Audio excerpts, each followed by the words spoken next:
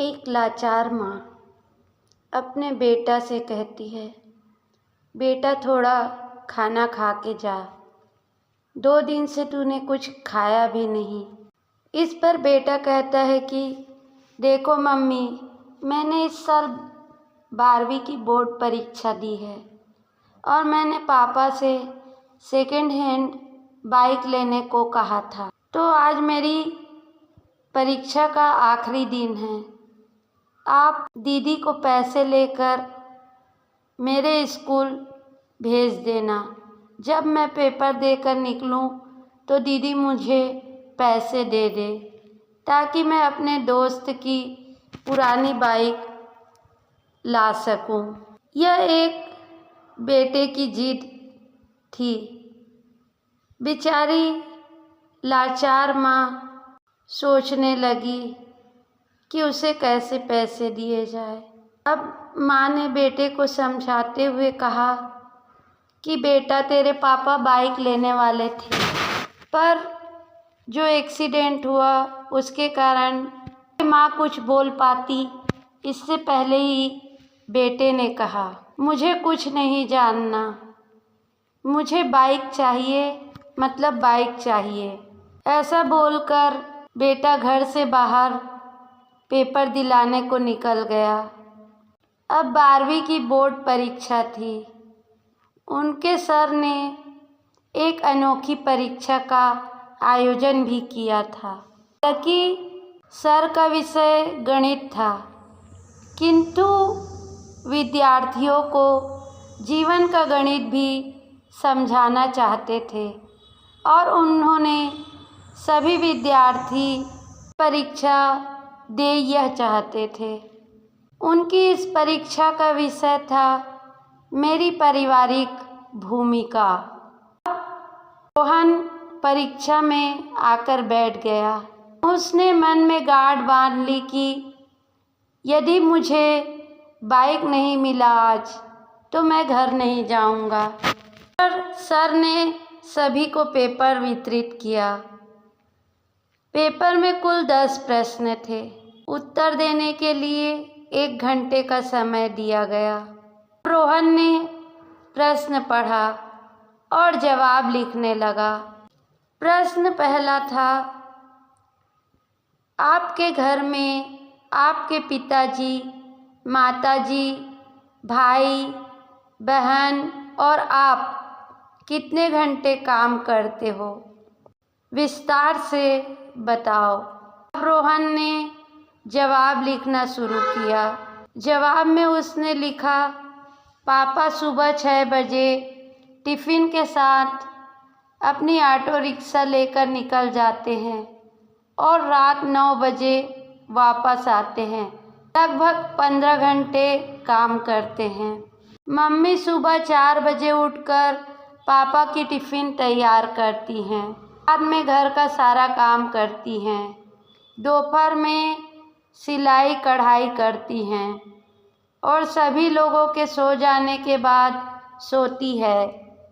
लगभग 16 घंटे काम करती हैं। दीदी सुबह कॉलेज जाती है। शाम को 4 से 9 पार्ट टाइम जॉब करती हैं और रात्रि को मम्मी के काम में मदद करती हैं। लगभग 12 से 13 घंटे। मैं सुबह 6 बजे सोकर उठता हूँ और दोपहर को स्कूल में आकर खाना खाकर सो जाता हूँ। शाम को अपने दोस्तों के साथ टहलता हूँ। रात्रि के 11 बजे तक पढ़ता हूँ, लगभग 10 घंटे। अब यह सब लिखने के बाद रोहन सोचने लगा कि सबसे कम काम तो मैं ही करता हूँ। अब पहले सवाल के जवाब के बाद उसने दूसरा प्रश्न पढ़ा, आपके घर की मासिक कुल आमदनी कितनी है? अब उसने इसका जवाब लिखना शुरू किया। पापा की आमदनी लगभग 10,000 है। मम्मी और दीदी को मिलाकर 5,000 जोड़ते हैं। इस तरह लगभग कुल 15,000 रुपये आमदनी है। तीसरा प्रश्न था, मोबाइल रिचार्ज प्लान। आपकी मनपसंद टीवी पर आ रही 3 सीरियल के नाम, शहर के सिनेमा हॉल का पता और अभी वहाँ चल रही मूवी का नाम बताइए। अब सभी प्रश्नों के जवाब उसने आसानी से लिख दिए। चौथा प्रश्न था 1 किलो आलू और भिंडी के अभी हाल की कीमत क्या है। 1 किलो गेहूँ, चावल और तेल की कीमत बताइए और जहाँ पर घर का गेहूँ पीसने जाता है उस आटा चक्की का पता दीजिए। अब रोहन को इस सवाल का जवाब नहीं आया क्योंकि उसको अपनी दैनिक आवश्यक ज़रूरत की चीज़ों के बारे में कुछ भी ज्ञान नहीं था, क्योंकि मम्मी जब भी उसे कोई काम बताती वह मना कर देता। आज उसे ज्ञान हुआ कि अनावश्यक चीज़ें, मोबाइल रिचार्ज, मूवी का ज्ञान इतना उपयोगी नहीं जितना अपने घर के काम की जवाबदेही और हाथ बटाकर साथ देने से हम कतराते रहे हैं, वह ज़्यादा ज़रूरी है कि हमें अपने दैनिक जीवन की चीज़ों के बारे में जानकारी होना। अब 5वां प्रश्न था, आप अपने घर में भोजन को लेकर कभी तकरार या गुस्सा करते हो। अब इस पर उसने जवाब दिया, हाँ, मुझे आलू के सिवा कोई भी सब्जी पसंद नहीं। यदि मम्मी और कोई सब्जी बनाए तो मेरे घर में झगड़ा होता है। कभी मैं बगैर खाना खाए उठ जाता हूँ। अब यह लिख रहा था कि रोहन को याद आया कि आलू की सब्जी खाने से मम्मी के पेट में गैस हो जाती है और उनको तकलीफ़ होती है, पेट में दर्द होता है। अपनी सब्जी में 1 बड़ी चम्मच वो अजवाइन डालकर खाती हैं। एक दिन गलती से उसने मम्मी की सब्जी खा ली और फिर मैंने थूक दिया था और फिर पूछा कि मम्मी तुम ऐसा क्यों खाती हो।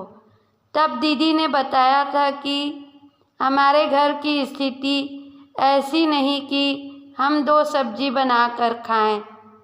तुम्हारी जिद के कारण मम्मी को ये खाना पड़ता है। अब अगला प्रश्न था, आपने अपने घर में की हुई आखिरी जिद के बारे में लिखिए। रोहन ने जवाब लिखना शुरू किया। मेरी बोर्ड परीक्षा खत्म होने वाली है। मेरी बोर्ड परीक्षा खत्म होने के बाद दूसरे दिन ही बाइक की जिद की थी। पापा ने कोई जवाब नहीं दिया था। मम्मी ने समझाया कि घर में पैसे नहीं, लेकिन मैं नहीं माना। मैंने 2 दिन से घर में खाना खाना छोड़ दिया है। जब तक बाइक नहीं लेकर दोगे मैं नहीं खाऊंगा और आज मैं तो वापस घर नहीं जाऊंगा कह के निकला हूँ। अपनी जीत का प्रामाणिकता से जवाब लिखा। 7वां प्रश्न था, आपको अपने घर में मिल रही पॉकेट मनी का आप क्या करते हो। आपके भाई बहन कैसे खर्च करते हैं। इस पर रोहन ने जवाब लिखा, हर महीने पापा मुझे 100 रुपये देते हैं। उसमें से मैं मनपसंद परफ्यूम, गॉगल्स लेता हूँ या अपने दोस्त की छोटी मोटी पार्टियों में खर्चा करता हूँ। मेरी दीदी को भी पापा 100 रुपये देते हैं। वह खुद कमाती हैं और पगार के पैसे से मम्मी को आर्थिक मदद करती हैं। हाँ, उसके दिए गए पॉकेट मनी को वे गुल्लक में डालकर बचत करती हैं। उसे कोई मौज शौक नहीं क्योंकि वो कंजूस भी है। 8वां प्रश्न, आप अपनी खुद की पारिवारिक भूमिका को समझते हो। अब यह प्रश्न थोड़ा अटपटा और जटिल था, पर रोहन ने जवाब लिखा, परिवार के साथ जुड़े रहना एक दूसरे के प्रति समझदारी से व्यवहार करना और मदद रूप होना चाहिए और ऐसे अपनी जवाबदेही निभानी चाहिए। यह लिखते लिखते ही उसकी अंतरात्मा से आवाज़ आई, अरे रोहन, तुम खुद अपनी पारिवारिक भूमिका को कितने योग्य रूप से निभा रहे हो। और अंतरात्मा से जवाब आया कि ना, बिल्कुल नहीं। 9वां प्रश्न था, आपके परिणाम से आपके माता पिता खुश हैं? क्या वह अच्छे परिणाम के लिए आपसे जिद करते हैं, आपको डांटते रहते हैं? अब इस प्रश्न का जवाब लिखते हुए रोहन की आंखें भर आई। अब वह परिवार के प्रति अपनी भूमिका बराबर समझ चुका था। उसने लिखने की शुरुआत की, वैसे तो मैं कभी भी मेरे माता पिता को आज तक संतोषजनक परिणाम नहीं दे पाया हूँ, लेकिन इसके लिए उन्होंने कभी भी जिद नहीं की। मैंने बहुत बार अच्छे रिजल्ट के लिए प्रॉमिस तोड़े हैं, फिर भी हल्की सी डांट के बाद वही प्रेम और वात्सल्य बना रहता है। अब 10वां प्रश्न था, पारिवारिक जीवन में असरकारक भूमिका निभाने के लिए इस वोकेशन में आप कैसे परिवार को मददगार होंगे? जवाब में रोहन के कलम चले, इससे पहले उसकी आंखों से आंसू बहने लगे और जवाब लिखने से पहले ही कलम रुक गई। बेंच के नीचे मुंह रख कर रोने लगा। फिर से कलम उठाई, तब भी वो कुछ भी न लिख पाया। अनुत्तर 10वां प्रश्न छोड़ पेपर सबमिट कर दिया। स्कूल के दरवाजे पर दीदी को देखकर उसकी ओर दौड़ पड़ा। दीदी ने उसे पैसे देते हुए कहा, ये लो भाई, 8,000 रुपये। मम्मी ने कहा कि बाइक लेकर घर आना। दीदी ने रोहन के सामने पैसे रख दिए। कहाँ से लाई ये पैसे? रोहन ने पूछा। दीदी ने बताया, मेरी ऑफिस में से 1 महीने की सैलरी एडवांस मांग ली। मम्मी भी जहाँ काम करती हैं वहीं से उधार ले लिया और मेरी पॉकेट मनी की बचत से निकाल लिए। ऐसा करके तुम्हारी बाइक के लिए पैसे की व्यवस्था हो गई। रोहन की दृष्टि पैसे पर स्थिर हो गई। दीदी फिर बोली, भाई, तुम मम्मी को बोलकर निकले थे कि पैसे नहीं दोगे तो मैं घर नहीं आऊँगा। अब तुम्हें समझना चाहिए कि तुम्हारी भी घर के प्रति जिम्मेदारी है। मुझे भी बहुत से शौक़ हैं, लेकिन अपने शौक़ से अपने परिवार को मैं सबसे ज़्यादा महत्व देती हूँ। तुम हमारे परिवार के सबसे लाडले हो। पापा को पैर की तकलीफ़ है, फिर भी तेरी बाइक के लिए पैसे कमाने और तुम्हें दिए प्रॉमिस को पूरा करने के लिए अपने फ्रैक्चर वाले पैर होने के बावजूद वे काम किए जा रहे हैं तेरी बाइक के लिए। यदि तुम समझ सको तो अच्छा। कल रात को वे अपने प्रॉमिस को पूरा नहीं कर सकने के कारण बहुत दुखी थे और इसके पीछे उनकी मजबूरी थी। बाकी तुमने तो अनेकों बार अपने प्रॉमिस तोड़े हैं, है कि नहीं? मेरे हाथ से पैसे थमाकर दीदी घर की ओर चल निकली। उसी समय उनका दोस्त वहाँ बाइक लेकर आ गया। अच्छे से चमका कर ले आया था। उसके दोस्त ने कहा, ले रोहन, आज से ये बाइक तुम्हारी। सब 12,000 में मांग रहे थे, मगर ये तुम्हारे लिए 8,000 में। रोहन बाइक की ओर एकटक देख रहा था और थोड़ी देर बाद बोला, दोस्त, तुम अपनी बाइक उस 12,000 वाले को ही दे दो। मेरे पास पैसे की व्यवस्था नहीं हो पाई और होने की फ़िलहाल कोई संभावना भी नहीं। और वो सीधा सर की केबिन में जा पहुंचा। अरे रोहन, कैसा लिखा है पेपर में? सर ने रोहन की ओर देखकर पूछा। सर, यह कोई पेपर नहीं था, ये तो मेरे जीवन के लिए दिशा निर्देश था। मैंने एक प्रश्न का जवाब छोड़ दिया है, किंतु ये जवाब लिखकर नहीं, आपने जीवन की जवाबदेही निभाकर दूंगा।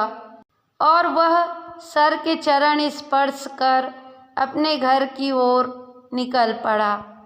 घर पहुंचते ही मम्मी, पापा, दीदी सब उसकी राह देखते खड़े थे। मम्मी ने पूछा, बेटा बाइक कहाँ है? दीदी के हाथों में पैसे देते हुए कहा, सॉरी, मुझे बाइक नहीं चाहिए। और पापा, मुझे ऑटो की चाबी दो। आज से मैं पूरे वोकेशन तक ऑटो चलाऊंगा और आप थोड़े दिन आराम करेंगे। और मम्मी, आज से मेरी पहली कमाई शुरू होगी, इसलिए तुम अपनी पसंद की मेथी की भाजी और बैगन ले आना।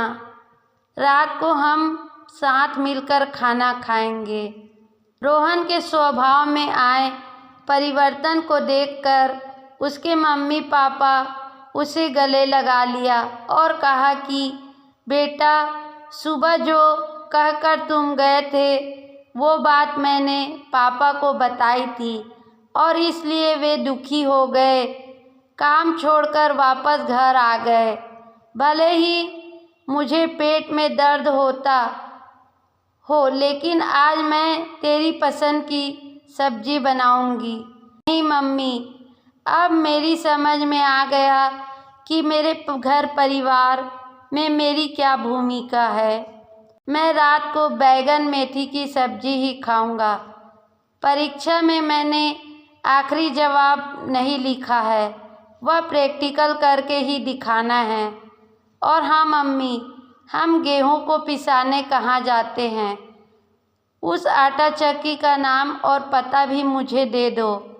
और उसी समय सर ने घर में प्रवेश किया और बोले, वाह रोहन, जो जवाब तुमने लिख कर नहीं दिया वो प्रैक्टिकल जीवन में कर दोगे।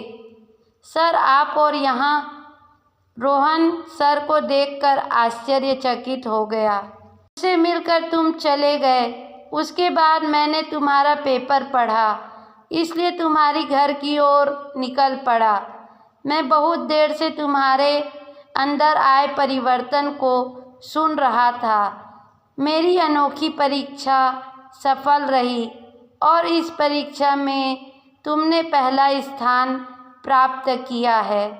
ऐसा बोलकर सर ने रोहन के सर पर हाथ रखा। रोहन ने तुरंत ही सर के पैर छुए और ऑटो रिक्शा चलाने के लिए निकल पड़ा। आप लोगों को मेरी यह कहानी कैसी लगी, प्लीज़ कमेंट्स करके ज़रूर बताइए। और आपको मेरी यह कहानी अच्छी लगी हो तो इसे शेयर कीजिए। मेरा आप लोगों से आग्रह है कि आप स्वयं और अपने बच्चों को इस कहानी को शेयर ज़रूर करिए और उन्हें यह कहानी ज़रूर सुनाइए।